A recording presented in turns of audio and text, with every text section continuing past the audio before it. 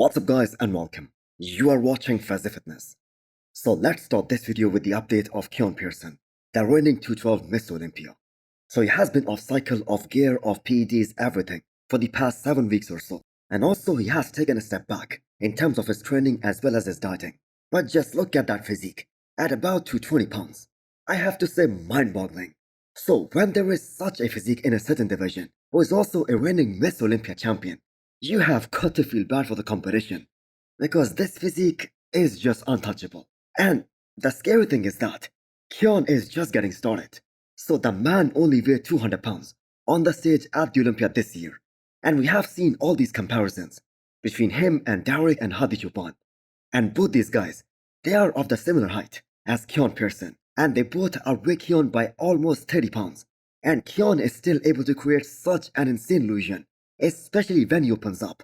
And that is why he is just so damn comparable to both these guys, especially in some shots.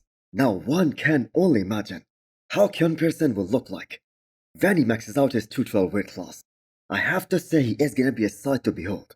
So he has been able to keep that waist super small for all those years.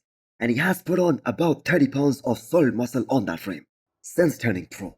And that is exactly how he's gonna attack this upcoming 2025 season once he's done with the health and recovery phase. Considering Keone is just gonna do one show next year, the Olympia, I think he is gonna make another crazy transformation.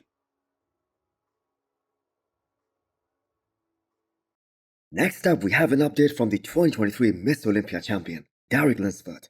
So Derek hasn't announced who is gonna be his next coach or his future competition plans just yet. Now rumor is that he isn't gonna be doing this upcoming Arnold.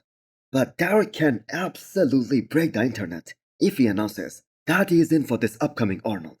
So the real assessment that needs to be done, that is whether Derek overdieted and lost some size, especially on his quads, or he was able to put on so much tissue, so much muscle in his upper body, that he developed an upper to lower body disproportion, because there was definitely some imbalance between his upper body and his legs. Now, if it was just a matter of overdieting, then he doesn't need a long off season. Now, Derek has been doing only one show per year for last so many years, and maybe he can try a new approach for next year. Now, Derek did lose a lot of stocks by losing the Olympia title this year, because it is just very rare that you see a reigning Olympia champion drop down to third instead of second in his first title defense. Now, Big Ramy and Dexter Jackson, they are the only two examples of the reigning Olympias where the champs finished lower than second. But that being said, I have got to say people are just so quick to count someone out because he had just one bad showing. So we just saw the head judge, Steve Weinberger, saying that it wasn't just Derek's legs that cost him the Olympia title this year. His conditioning wasn't also as sharp as it was in the previous 2 years. So there is a chance for Derek to prove by doing this upcoming Arnold. But as of right now, I don't think he will go for that. Next up, we have a very disappointing news for all of you guys and all the bodybuilding fans. And that news is coming from Elliot, who just announced that he is pulling out of this upcoming NPC Nationals.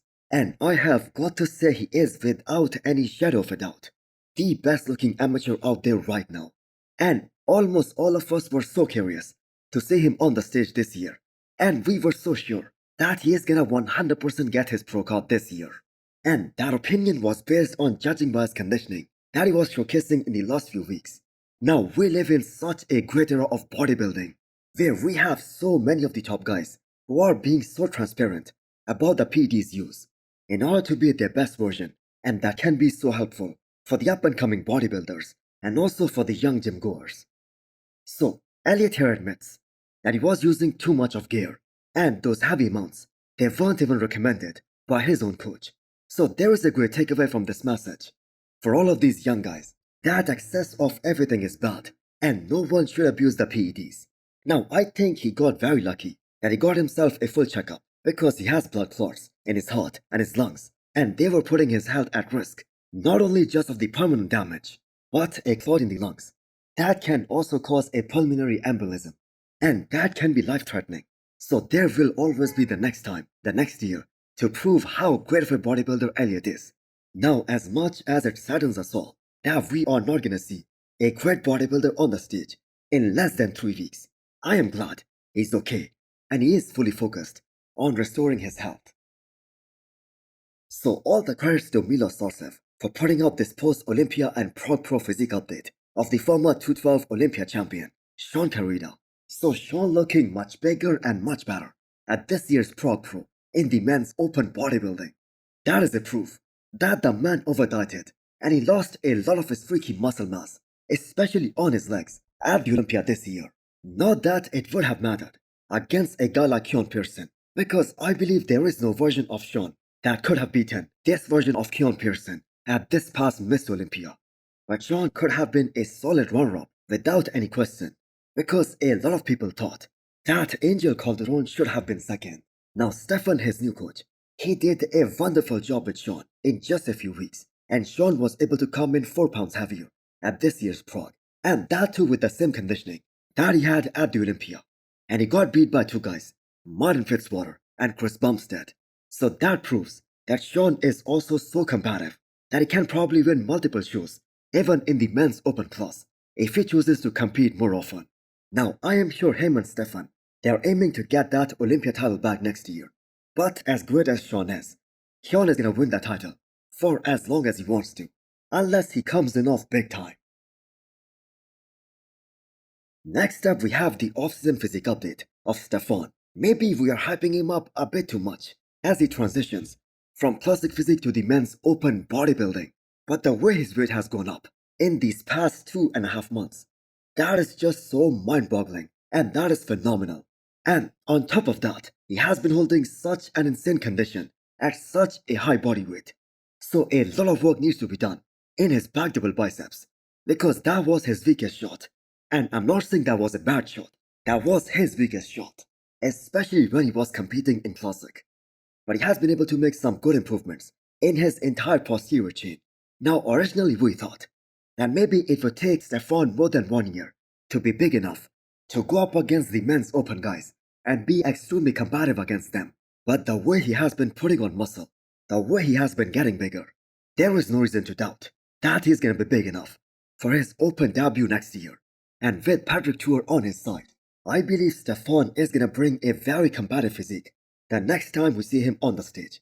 Now he could have been top 10 at this year's classic physique Miss Olympia if he did not pull out. But there was just no point wasting more time, wasting his potential in a division that not only just was restricting his growth, but he was actually losing a lot of muscle to make that weight. So hit the thumbs up button if you liked the video, and smash the subscribe button if you wanna come back for more. Thanks for watching.